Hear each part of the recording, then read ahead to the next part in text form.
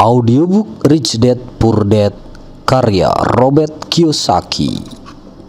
Kembali lagi bersama saya. Pada kesempatan kali ini kita akan melanjutkan bahasan tentang Rich Dad Poor Dad halaman 35. Jangan lupa sebelum kita melanjutkan ke rekaman audio berikut untuk subscribe, like, comment, and share supaya memotivasi saya untuk menyelesaikan sampai akhir episode buku ini. Pelajaran 1. Orang kaya tidak bekerja untuk uang. Saya tidak memberitahu ayah saya yang miskin kalau sekarang saya bekerja tanpa upah. Dia pasti tidak akan mengerti, dan saya tidak ingin menjelaskan sesuatu yang saya sendiri belum sungguh-sungguh paham. Selama 3 minggu berikutnya, Mike dan saya bekerja selama 3 jam setiap hari Sabtu tanpa upah apapun. Pekerjaan itu tidak mengganggu saya dan rutinitas itu semakin mudah. Yang mengganggu saya adalah kesempatan bermain bisbol dan tidak punya uang untuk membeli beberapa buku komik. Ayah saya yang kaya mampir ke toko di siang hari pada minggu ketiga. Kami mendengar suara truknya berhenti di lapangan. Kemudian suara mesin dimatikan. Dia masuk ke toko dan menyalami Bu Martin dengan sebuah pelukan. Setelah mengetahui bahwa segala sesuatu di toko berjalan baik, dia menghampiri freezer es krim, mengambil 2 batang, membayarnya, dan memberi tanda ajakan kepada Mike dan saya. "Ayo kita jalan-jalan." Kami berlarian menyeberangi jalan, menghindari beberapa mobil yang lalu lalang, dan berjalan melintasi lapangan berumput yang sangat luas, di mana beberapa orang dewasa sedang bermain bisbol. Setelah duduk di sebuah meja piknik, dia menyodorkan es krim itu pada Mike dan saya. "Bagaimana kabar kalian?" "Oke," kata Mike. Saya mengangguk setuju. "Sudah belajar sesuatu?" tanya ayah yang kaya. Mike dan saya memandang satu sama lain secara serentak, mengangkat bahu dan menggelengkan kepala. Menghindari salah satu perangkap terbesar dalam hidup. Baik, kalian mempunyai permulaan berpikir yang sangat baik. Kalian menatap salah satu pelajaran terbesar di dalam hidup. Jika kalian mempelajari pelajaran itu, kalian akan menikmati kehidupan bebas dan aman yang luar biasa. Jika kalian tidak mempelajari pelajaran itu, kalian akan sama saja seperti Bu Martin dan kebanyakan orang yang sedang bermain bisbol di lapangan ini. Mereka bekerja sangat keras untuk mendapatkan sedikit uang, bergantung pada ilusi keterjaminan kerja, merindukan liburan 3 minggu setiap tahunnya, dan uang pensiun yang amat kecil setelah 45 tahun bekerja. Jika itu menyenangkan kalian, saya akan memberi kalian kenaikan upah sampai 25 sen per jam. Tapi mereka adalah pekerja yang baik. Apakah Bapak menertawakan mereka? Saya menuntut. Sesungging senyum muncul di wajah ayah yang kaya. Bu Martin itu sudah seperti ibu saya sendiri. Saya pasti tidak akan sekejam itu. Mungkin saya kedengarannya kejam karena saya melakukan yang terbaik untuk menunjukkan sesuatu kepada kalian berdua. Saya ingin memperluas pandangan kalian sehingga kalian dapat melihat sesuatu yang kebanyakan orang tidak pernah beruntung untuk melihatnya karena penglihatan mereka terlalu sempit. Kebanyakan orang tidak pernah melihat perangkap yang mengurung mereka. Mike dan saya duduk termenung, merasa tidak yakin dengan pesan itu. Dia kedengaran kejam, tapi kami dapat merasakan dia sungguh-sungguh menginginkan kami mengetahui sesuatu. Sambil tersenyum, ayah saya yang kaya berkata, "Tidakkah 25 sen per jam kedengarannya bagus? Tidakkah itu membuat jantung kalian berdetak sedikit lebih cepat?" Saya menggelengkan kepala. "Tidak, tetapi sebenarnya iya. 25 sen per jam jelas merupakan jumlah yang besar bagi saya. Baik, saya akan membayar kalian $1 per jam, katanya lagi sambil menyeringai. Sekarang jantung saya mulai terpacu, otak saya menjerit. Ambil saja, ambil. Saya tidak yakin dengan apa yang saya dengar. Karena terpaku, saya tidak mengatakan apapun. Oke, $2 per jam. Otak dan jantung saya yang baru berumur 9 tahun hampir meledak. Bagaimanapun juga, saat itu adalah tahun 1956 dan diberi upah $2 per jam akan menjadikan saya anak terkaya di dunia. Saya tidak dapat membayangkan memperoleh uang sebanyak itu. Saya ingin mengatakan ya, saya ingin transaksi itu. Saya bisa melihat sepeda baru, sarung tangan bisbol baru, dan pujian teman-teman ketika saya memperlihatkan uang cash. Lebih dari itu semua, Jimmy dan teman-temannya yang kaya tidak akan pernah dapat menyebut saya seorang miskin lagi. Tetapi entah kenapa mulut saya tetap terkunci. Mungkin otak saya terlalu panas dan meledak, tetapi jauh di lubuk hati saya sangat menginginkan uang $2 itu. Es krim sudah mencair dan meleleh di tangan saya. Gagang es krim juga sudah kosong, dan di bawah berjajaran coklat dan vanila yang dinikmati oleh semut. Ayah saya yang kaya menatap dua bocah yang menatap balik kepadanya. Mata terbuka lebar dan otak kosong. Dia tahu dia sedang menguji kami, dan dia tahu ada bagian dari emosi kami yang ingin menerima transaksi itu.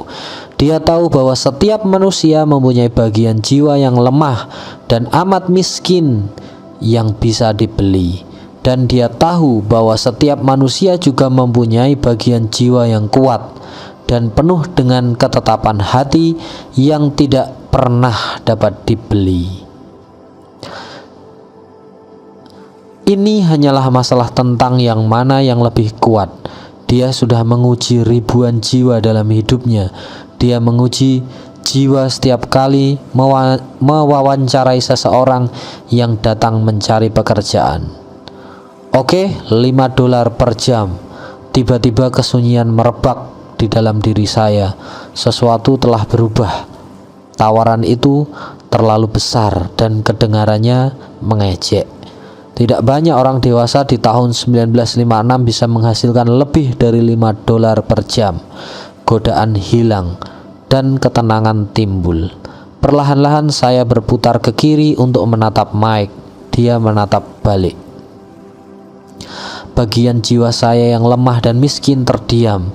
Bagian diri saya yang tidak punya harga mengambil alih. Ada ketenangan dan kepastian tentang uang yang memasuki otak dan jiwa saya. Saya tahu Mike juga memahami hal itu. Bagus, kata ayah saya yang kaya dengan lembut.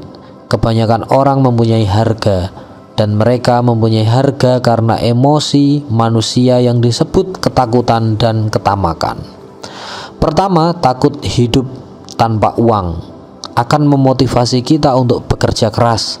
Dan kemudian setelah kita mendapat slip gaji, ketamakan atau nafsu berpikir mengajak kita untuk memulai berpikir tentang semua hal indah yang bisa dibeli dengan uang. Pola itu kemudian dibentuk.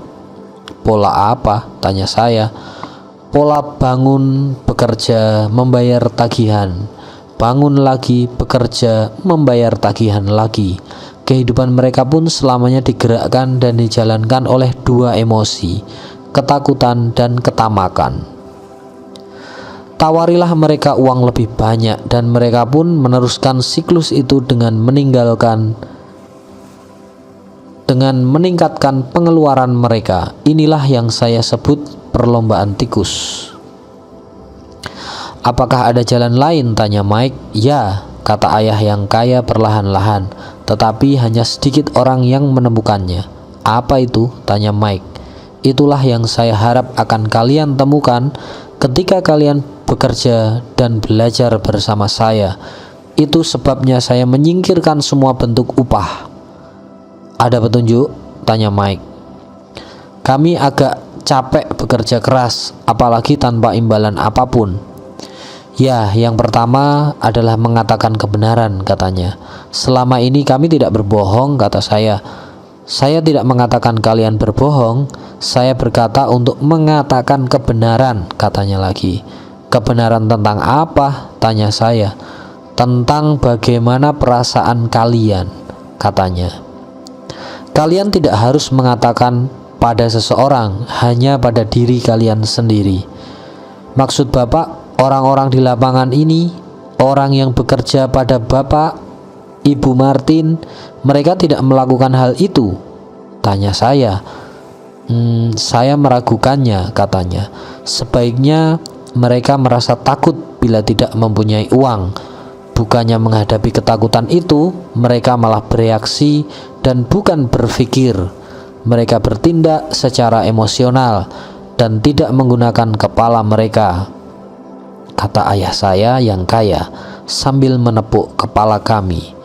Kemudian mereka mendapatkan sedikit hasil dan emosi kegembiraan, hasrat, dan ketamakan kembali mengambil alih. Dan lagi-lagi mereka bereaksi, bukan berpikir. Jadi emosi mereka yang berpikir, kata Mike. Tepat sekali, kata ayah yang kaya. Bukannya mengatakan kebenaran tentang apa yang mereka rasakan, mereka malah bertindak menurut perasaan mereka, sehingga tidak mampu berpikir. Mereka merasa takut, karena itu mereka pergi bekerja dengan harapan bahwa uang akan meredakan ketakutan itu. Tapi ternyata tidak, ketakutan itu tetap menghantui mereka. Dan karena mereka kembali bekerja, lagi-lagi berharap bahwa uang akan menenangkan ketakutan mereka, dan ternyata tidak lagi. Ketakutan telah menjebak mereka untuk bekerja, memperoleh uang, bekerja, memperoleh uang, dengan harapan agar ketakutan itu pergi. Tetapi setiap hari ketika mereka bangun, ketakutan itu pun bangun bersama mereka. Bagi jutaan orang, ketakutan itu membuat mereka terjaga sepanjang malam, menyebabkan malam hari menjadi penuh kegalauan dan kecemasan. Karena itu mereka bangun dan pergi bekerja dengan harapan upah yang mereka terima akan membunuh ketakutan yang menggerogoti jiwa mereka. Uang mengendalikan hidup mereka, dan mereka menolak untuk mengatakan kebenaran. Uang menguasai emosi mereka, dan karena itu juga menguasai jiwa mereka. Ayah saya yang kaya duduk terdiam, membiarkan kata-katanya mengendap. Mike dan saya mendengar apa yang dia katakan, tetapi tidak memahami sepenuhnya apa yang dia omongkan. Saya hanya tahu bahwa saya sering sekali bertanya-tanya mengapa orang dewasa bergegas-gegas untuk bekerja. Kelihatannya tidak terlalu menyenangkan, dan mereka tidak pernah kelihatan begitu bahagia. Tetapi sesuatu memaksa mereka untuk tetap bergegas kerja. Menyadari bahwa kami sangat hanyut dalam topik yang dia bicarakan, ayah saya yang kaya mengatakan, "Saya ingin kalian menghindari perangkap itu. Itu yang sungguh ingin saya ajarkan kepada kalian. Tidak hanya menjadi kaya, karena menjadi kaya tidakkah memecahkan masalah?" "Kenapa tidak?" tanya saya kaget. "Tidak, kekayaan tidak memecahkan masalah. Saya akan menjelaskan emosi yang lain, yaitu hasrat atau keinginan. Ada orang yang menyebut sebagai ketamakan, tapi saya lebih senang menyebutnya sebagai keinginan. Sangatlah wajar bila orang menginginkan sesuatu yang lebih baik, lebih indah, lebih menyenangkan. Jadi orang bekerja untuk uang karena keinginan. Mereka menginginkan uang untuk kesenangan yang mereka pikir bisa mereka beli. Tetapi kesenangan yang dibawa oleh uang seringkali tidak lama, dan mereka pun segera menginginkan uang lebih banyak untuk mendapatkan kesenangan lebih banyak, kenikmatan lebih banyak, kenyamanan yang lebih banyak, dan keterjaminan hidup yang lebih banyak. Karena itu mereka terus bekerja, mengira bahwa uang akan menenangkan jiwa mereka yang diganggu oleh rasa takut dan keinginan. Tetapi uang tidak dapat menenangkan jiwa. Apa orang kaya juga begitu? Orang kaya juga termasuk. Kenyataannya banyak orang kaya adalah bukan karena ingin, tetapi karena rasa takut. Sesungguhnya mereka berpikir bahwa uang dapat menyingkirkan rasa takut. Takut tidak punya uang, takut menjadi miskin, sehingga mereka menimbun berjuta-juta uang hanya untuk mendapati bahwa ketakutan itu semakin parah. Mereka sekarang takut kehilangan uang. Saya mempunyai beberapa teman yang tetap bekerja keras sekalipun mereka mempunyai uang yang berlimpah. Saya tahu orang yang bekerja mempunyai uang jutaan dolar menjadi lebih takut ketimbang ketika mereka masih miskin. Mereka sangat ngeri kalau kehilangan semua uang mereka. Ketakutan yang mendorong mereka untuk menjadi kaya semakin buruk. Bagian jiwa mereka yang lemah dan miskin sesungguhnya menjerit lebih keras. Mereka tidak ingin kehilangan rumah yang besar, mobil yang mewah, kehidupan kelas atas yang sudah mereka beli dengan uang. Mereka mengkhawatirkan apa yang akan terjadi jika mereka kehilangan uang dan jatuh miskin. Banyak yang secara emosional sangat merana, sedih, meskipun mereka kelihatan kaya dan mempunyai uang yang lebih. Kalau begitu, apakah orang miskin lebih bahagia? Oh tidak, saya kira tidak. Jawaban ayah saya yang kaya. Menghindari uang itu sama gilanya seperti terikat pada uang. Sungguh aneh dan membingungkan. Kami menatap ayah yang kaya ini dengan minat yang amat besar. Padahal sebelumnya kami mungkin akan mengabaikan begitu saja. Dia mengeluarkan uang $1 dari sakunya dan memberi isyarat kepada seorang laki-laki tua. Melihat uang itu, lelaki yang ada di kejauhan itu segera datang, mengambil uang itu, berterima kasih sedalam-dalamnya pada ayah saya yang kaya, dan langsung kelihatan sangat senang dengan nasib baiknya itu. Oke, sekian dulu untuk episode kali ini. Kita sambung di episode berikutnya dengan cerita yang sama di halaman 42. Jangan lupa untuk subscribe, like, share, and comment. Dan jangan lupa untuk berkomentar di bawah buku apa saja yang ingin Anda dengarkan. Maka saya akan buatkan audiobook untuk Anda nikmati. Sekian dan terima kasih. Sampai jumpa.